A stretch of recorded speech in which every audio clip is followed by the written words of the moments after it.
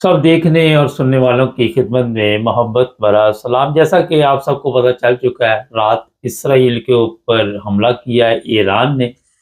और ये भी इत्तला मिल रही है कि इसराइल भी जवाबी कार्रवाई करेगा। और इस वक्त पूरे यूरोप, पूरी दुनिया, अमेरिका, हर जगह पे खलबली मची हुई है। कितना नुकसान हुआ अभी तक तो किसी को पता नहीं। हमारे साथ खान साहब हैं, इरफान अहमद खान साहब, उनसे पूछेंगे कि क्या वाकई ये तीसरी आलमी जंग की तरफ हालात जा रहे हैं। खान साहब, ये जो हमला हुआ है इसराइल के ऊपर, ईरान ने कहा कि ये हमारे सुप्रीम लीडर को मारना चाहते थे और हमारा जो एटमी प्लांट है उसे तबाह करना चाहते थे, और इसी वजह से हमने इनके ऊपर हमला किया। आप क्या कहेंगे इसके बारे में? देखें, जो हजरत नसरुल्लाह का बदला लेना था, ईरान ने इससे पहले वो इस्माइल हानिया को मार दिया था। उस वक्त भी ईरान ने कहा था कि हम इसका बदला लेंगे और अनकरीब लेंगे, और लेकिन उसके चंद दिनों के बाद खामोशी छा गई। और अब ये दूसरा उसने बड़ा इकदाम उठा दिया है इसराइल ने कि हसन नसरुल्लाह को मार दिया। तो उसके ऊपर जाहिर है कि इसकी पूरी सपोर्ट जो थी ईरान को हासिल थी, हसन नसरुल्लाह को। ये चाली ईरान की सपोर्ट पे रहा था, वरना इनके पास तो कोई ऐसी ताकत है नहीं हिजबुल्लाह के पास। तो उसका बदला लेने के लिए जाहिर है कि ईरान ने कुछ ना कुछ तो शो करना था कि भाई हाँ, हम भी मैदान में, और हमारे साथ ज्यादती होगी तो हम उसका जवाब देंगे। ये हमला भी उसने, ईरान ने बाकायदा इतला देकर किया है। अमेरिका को इतला दी गई है कि हाँ, हम अब ये हमला करने लगे हैं। इसलिए कि ईरान के वजीर खारजा ने जब आखिरी रॉकेट बरसा लिए हैं, उसके बाद बाकायदा ऐलान किया है कि हमारी तरफ से हमला अब खत्म है। इसका मतलब हम मजीद इसको आगे टूर नहीं देना चाहते। हमने एक बदला लेना था, वो ले लिया। प्रेस में ये आ गया उस वक्त के जी सैकड़ों रॉकेट फायर कर दिए गए और बड़ी तबाही मच गई, और ये हो गया, वो हो गया। अब जो मीडिया, इंटरनेशनल मीडिया जिसमें जर्मनी भी शामिल है, वो ये दे रहा है कि 180 रॉकेट जो है वो फायर किए गए, और 180 रॉकेट से कोई नुकसान नहीं पहुंचा कहीं भी। इसलिए उन इलाकों पे गिराए गए हैं जहां से कोई आबादी नहीं थी या कोई नुकसान का अंदेशा नहीं था। ये सही बात है कि अमेरिका ने, क्योंकि उसको पहले इन्फॉर्म कर दिया था, उसके बहरी जहाजों ने जो उस एरिया में फिर रहे हैं उन्होंने भी रोके हैं रॉकेट वगैरह, मिसाइल। और जो इसराइल के बॉर्डर्स पे इनके सिस्टम लगे हुए हैं, या उर्दन के अंदर जो अमेरिका के सिस्टम लगे हुए हैं, उन्होंने इनको रोका है मिसाइल्स को, या इनकी डायरेक्शन बदली है, जिससे यह है कि इनको ज्यादा नुकसान नहीं कर सके। ईरान का दावा यह है कि वो 2-3 फौजी अड्डे बताते हैं कि हमने उनको निशाना बनाया है। वहां नुकसान क्या हुआ है ये ईरान भी नहीं कहता। और जो इंटरनेशनल प्रेस मीडिया कह रहा है, वो ये कह रहा है कि नुकसान कहीं भी कुछ नहीं हुआ इन राख्तों के साथ। हर जगह जो है वो उनकी सेफ रही है, कोई मतलब जानी नुकसान नहीं हुआ। सिवाय इसके कि हाँ, जहाँ रॉकेट गिरने में कामयाब हुए वहां को थोड़ी बहुत, लेकिन कोई इंस्टॉलेशन जो है मिलिट्री की वो तबाह करने में वो कामयाब नहीं हुई। और ना ही मुझे लगता है कि इनका ये इरादा था, ये सिर्फ अपना बदला लेना चाहते थे। इसलिए देखें कि हालात दुनिया के जिस किस्म के हैं। आप इस छोटे से हमले के बाद भी बरतानिया ने भी कहा है इसराइल के साथ खड़े हुए हैं, ईरान ने भी कहा है हम इसराइल के साथ खड़े हुए हैं, अमेरिका तो है ही है, उसने भी ऐलान किया कि हम अगर जंग हुई तो हम इसराइल के साथ खड़े हुए हैं। एक वाहिद फ्रांस है जिसने जंगबंदी की बात की है, वरना बाकी सारा मगरबी दुनिया जो है इसराइल के पीछे खड़ी हुई है। और ईरान के साथ कौन है? ईरान एक कमजोर मुल्क है, अपने मतलब जो मुसलमानों की आबादी है, शिया और सुन्नी, उन दो में वाजे बटे हुए। और शियों की मदद सुन्नी उस तरह नहीं करते जिस तरह मगरबी दुनिया जो है वो इसराइल की मदद करती है। ये तो जरूर है कि बयान शायद जरूर दे देते हैं, बयानबाजी खूब चलती है इन मामलों में। ईरान पे हमला हुआ तो हम साथ देंगे, या हम फलस्तीनियों के साथ हैं। ईरान की तो बात कोई नहीं करता, फलस्तीनियों की बात करते हैं वो यकीनन। लेकिन ये हमला जो ईरान पर होगा वो ईरान को अकेला लड़ना पड़ेगा। जो शिया स्टेट्स हैं मुसलमानों की, इराक है या शाम है, वो पहले ही जमीन से लगे हुए हैं, उनमें इतनी हिम्मत नहीं है कोई इनकी मदद कर सके ईरान। इसलिए ईरान को ये पता है कि अगर जंग हुई तो उसने अकेले लड़ना है। इसलिए मैं समझता हूँ कि वो ज्यादा से ज्यादा अवॉइड ही करेगा कि इन हालात में जंग ना हो, या तो जबकि उसकी मईशत बिल्कुल ही बैठी हुई है। हालात वहां पे अंदरूनी हालात जो दुनिया बताती है वो ऐसे नहीं है कि वो किसी जंग को बर्दाश्त कर सके। हम्म, इसलिए जंग होती हुई तो मैं नहीं देखता। हाँ, जो फलस्तीन के साथ ज्यादती कर रहा है उसमें फलस्तीनियों की मदद में ईरान बहुत ज्यादा आगे है। लेकिन जो हिजबुल्लाह वाली साइड है, जो लेबनान के साथ ईरान पर हमले, इसराइल पर हमले किए जा रहे हैं, रॉकेट बरसाए जा रहे हैं, वो उन्होंने कोशिश की है कि ये ना इस जंग में इन्वॉल्व हो। लेकिन वहां से क्योंकि मुसलसल रॉकेट गिर रहे थे, इसलिए ईरान ने कदम उठाया है। और ईरान को कदम उठाने में किसी पेशकदमी में किसी रुकावट का सामना नहीं करना पड़ा। कहने को तो हिजबुल्लाह की हजारों के अंदर उन्होंने कहते हैं हमारे मुजाहिदीन जो है वो हजारों में है, लेकिन यह है कि वहां कहीं भी उसको किसी ने रोका नहीं। जिस तरफ साउथ लेबनान में उसने आगे जो जाने की कोशिश की है, उसको कहीं मजामत का सामना नहीं करना पड़ा। आराम के साथ उसने उन इलाकों पे कब्जे कर लिए। इसलिए ईरान को यकीनन इस वक्त धक्का लगा है, इसलिए कि वो उस एरिया के अंदर डिपेंड करता है हिजबुल्लाह के ऊपर। और हिजबुल्लाह को ईरान ने ये फैसला कर लिया को उसी तरह कमजोर करना है जिस तरह को उसने फलस्तीन की बाकी तंजीमों को कर दिया हुआ है। इसलिए बज़ाहिर हालात यही है कि मैं नहीं देखता कि इस वक्त जब तक के इंतखाबात नहीं हो जाते ईरान के अंदर, इसमें अमेरिका किसी जंग की हौसला अफजाई करेगा। खान साहब, कल जो इसराइल के वजीर आजम है उसने तकरीर की और ईरानी कौम को कहा कि हम आपको आज़ाद करवाएंगे, और फिर आपको ये भी पता कि रूस के सदर का दौरा भी ईरान का था।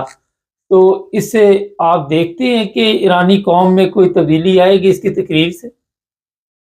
देखिए, ईरान के अंदर एक बड़ी आवाज मौजूद है जो मौजूदा रजीम से तंग आएगी, जो इतनी लंबी पाबंदियों से जो दुनिया ने, यूरोप में मगरबी दुनिया ने लगाई हुई है उसके ऊपर, जिसके असरात वो सरवाइव कर रहा है अपने तेल के ऊपर। वो बाद ऐसे मालिक को तेल बेच देता है और उनके बदले जो है उनसे रकम की बजाय एजनास ले लेता है, जिससे जिंदगी वहां चल रही है ईरान के अंदर।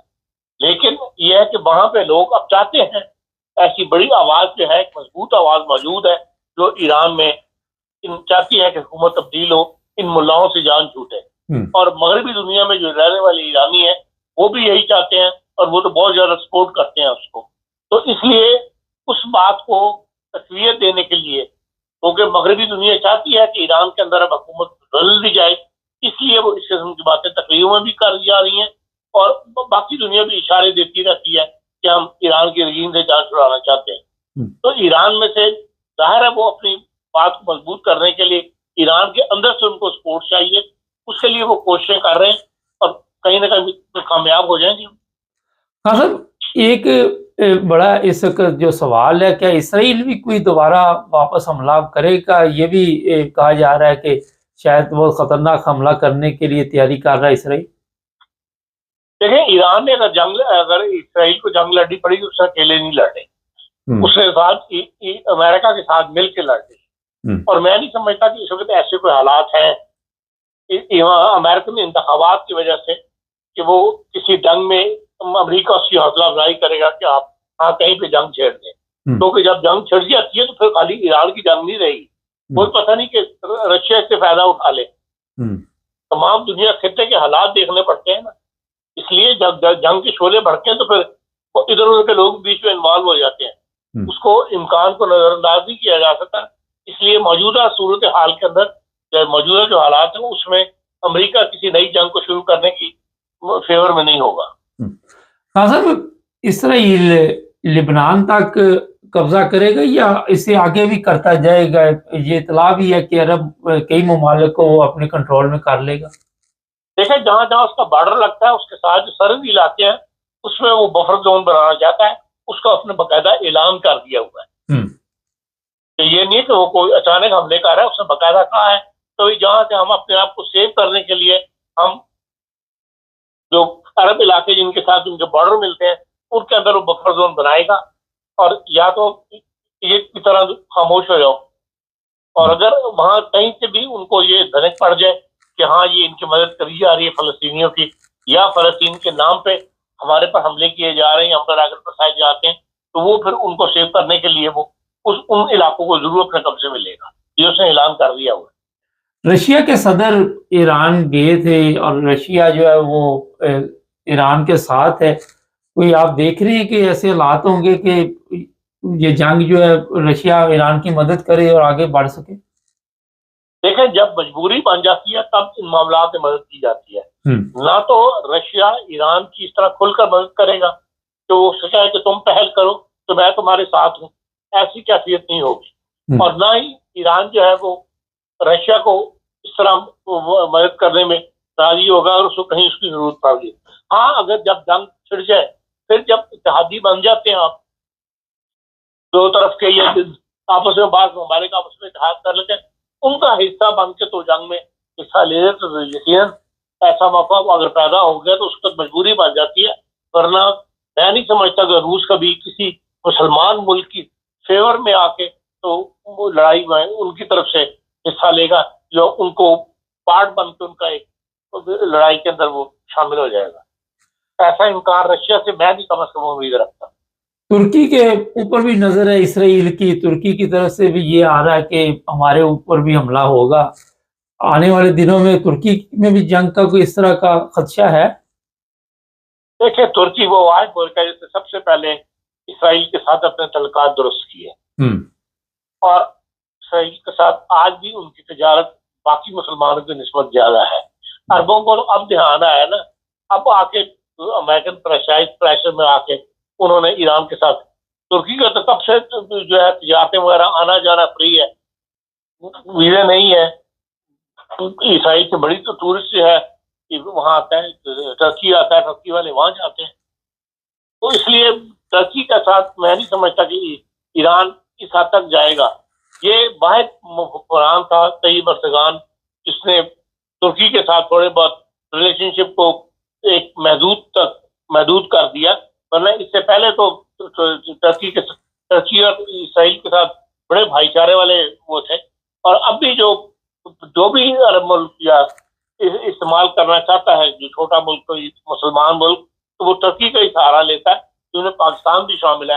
पाकिस्तान ने भी जब रियाद वो अपने मुशर्रफ के ज़माने में ईरान के साथ इसराइल के साथ तल्लुकात कायम करने की शुरू किए थे अमेरिकन प्रेशर में आके, तो उसमें भी उन्होंने तुर्की के ही किसी शहर के अंदर जो खुर्शीद महमूद कसूरी वज़ीर ख़ारजा थे पाकिस्तान के, उन्होंने इनसे मुलाकात की थी इसराइल के वज़ीर ख़ारजा, इसराइल की वज़ारत ख़ारजा के अफसरों से। तो इसलिए ये एक मुसलमानों और उनके दरमियान एक अब उस अरबों के साथ तल्लुकात उनको हो गए, वरना पहले सारे ही टर्की को ही इस्तेमाल करते थे इसराइल से बातचीत के लिए। इसलिए ये दरवाजा जो है ये खुला रहेगा और मैं नहीं समझता कि इसराइल कभी टर्की इस हद तक आगे बढ़ जाएगा कि ईरान के साथ इसराइल के साथ तल्लुकात को दुश्मनी में बदल ले। बहुत शुक्रिया खान साहब। नाज़रीन, वज़ीर आज़म इसराइल ने जो तकरीर की, जब आप ये पाकिस्तान में भी ऐसे ही चल रहा है, मैं इसलिए आपको बता रहा हूँ, जब आप की अवाम आपके ख़िलाफ़ हो जाती है और फिर दूसरे ममालिक के जो लोग होते हैं, जो सरबराह होते हैं, जिस तरह इसराइल के वज़ीर आज़म ने ईरानी कौम को मुखातब होकर कहा कि हम आपको आज़ाद करवाएंगे और आप बड़ी तकलीफ़ की ज़िंदगी गुजार रहे हैं, और फिर अवाम में ज़ाहिर है हमारे मुसलमानों में गद्दारों की कमी नहीं है, वो फिर उनके साथ मिल जाते हैं। इसी तरह जो मुल्क भी टूट जाते हैं, जो मिल जाते हैं उनका भी बुरा असर होता है। वजह उसकी यही है कि अपने हुक्मरान जब जालिम होते हैं वो अवाम के लिए बेहतर फैसले नहीं करते, सिर्फ अपने लिए बेहतर फैसले कर, जिस तरह आज का पाकिस्तान में हो रहा है। तो अवाम के बगैर आप कोई जंग नहीं जीत सकते, ये मैं आपको बता दूँ। आपके पास कितनी भी फौज है, अगर अवाम आपके हक में नहीं है, अवाम आपसे नफरत करना शुरू कर दे तो मामला तो और हो जाते। चैनल को सब्सक्राइब करें, जुड़े रहे हमारे साथ। अभी पाकिस्तान से हमारे ब्यूरो चीफ होंगे अगले प्रोग्राम में, वहाँ पे मजहबी नफरत की वजह से कई ऐसे मामलात हैं जिस पर बातचीत करेंगे।